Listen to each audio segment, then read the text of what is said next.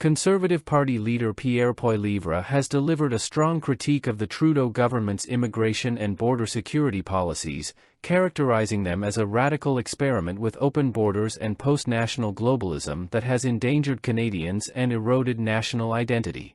Speaking at a port facility, Poilievre underscored the vulnerabilities in Canada's border security, pointing to reports that 99% of shipping containers entering the country go unchecked. You're here at the port, and you referenced 99% of containers do not get checked. And you've got your candidate here who is a police officer himself. There have been reports recently, one by Peter German, former head of the RCP for Western Canada, who recommends restoring ports police to ports here on the West Coast and also East Coast. And the ports police used to have headquarters very close to here. The Chrétien Liberals shut it down. Will you bring back the ports police as the Canada Ports Police, or will you open up RCP detachments at ports? And also wanted to get your comment on what's going on with your nomination race in Steveston Richmond East, where Y. Young issued a statement last week downplaying the Hope Commission report and blaming Kenny Chiu, the former MP there, who's also seeking the nomination, blaming him for causing rift in the community. He's fired back and says that she's lying about the contents of the Hope Commission report, which actually did find that Chinese government actors did target the Conservatives in 2021. So first of all, obviously Conservatives have been victims of foreign interference. It's clear that Beijing wanted to keep Justin Trudeau in power. I have no doubt that they'll want Mark Carney to stay in power. Mark Carney has a background of shipping investment to China and favoring foreign economies over the Canadian economy. We need a prime minister who will put Canada first. On the question of ports, you're quite right. Justin Trudeau and Mark Carney and the Liberals have destroyed our border security and our ports. After 9 years of the Carney-Trudeau Liberals, our ports are allowing 99% of shipping containers to enter our country with no inspection. And that's where the drug ingredients, the guns, the stolen cars come into our country or leave to support massive crime networks. I announced that I will eliminate 2,000 bureaucrats and replace them with 2,000 extra CBSA agents who will have the power to surveil our entire border. They will also have the ability to use new high-tech scanners that can peer right through the metal walls of shipping containers to spot drugs, guns, and stolen cars. We will also expand our border security across the entire border with surveillance towers, drones, helicopters. I've said the military should immediately go to the borders to block fentanyl traffickers and other lawbreakers. The radical Trudeau-Carney experiment with open borders and post-national globalism has not only divided and weakened our country's sense of identity, it has endangered our people.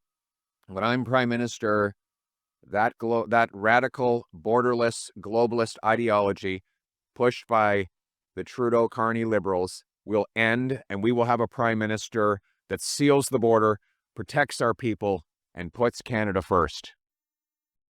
Our ports are allowing 99% of shipping containers to enter our country with no inspection, Poilievre declared. That's where the drug ingredients, the guns, the stolen cars come into our country or leave to support massive crime networks. To address these concerns, Poilievre has pledged a major overhaul of Canada's border security system. His plan includes eliminating 2,000 federal bureaucrats and replacing them with 2,000 additional Canada Border Services Agency (CBSA) agents. These agents would be armed with advanced high-tech scanners capable of detecting contraband hidden within shipping containers.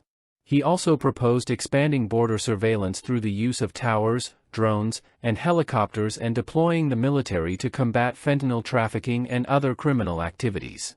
Poilievre framed his border security agenda as both a national security priority and a cultural issue, arguing that liberal immigration policies have weakened Canada's sovereignty.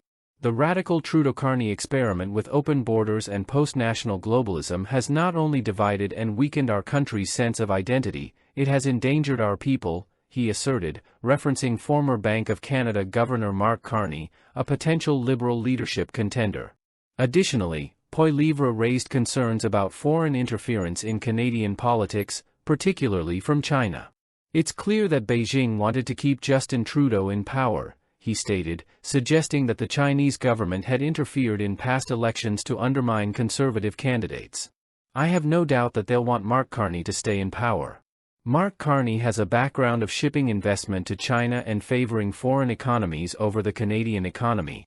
Supporters of Poilievre's proposals praise them as a necessary step to restore national security and combat organized crime, arguing that the current Liberal policies have left Canada vulnerable to foreign influence and criminal networks. Canada needs leadership that prioritizes national security over globalist agendas, one advocate said. Poilievre's plan is a long overdue shift toward defending our borders and protecting Canadian sovereignty. However, critics argue that his proposals may be logistically challenging and could strain Canada's diplomatic relations.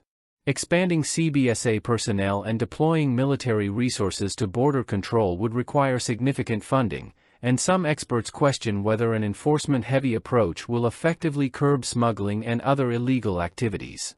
Focusing exclusively on border security without addressing underlying economic and social factors that drive smuggling and illegal trade may only be a partial solution, a security analyst cautioned.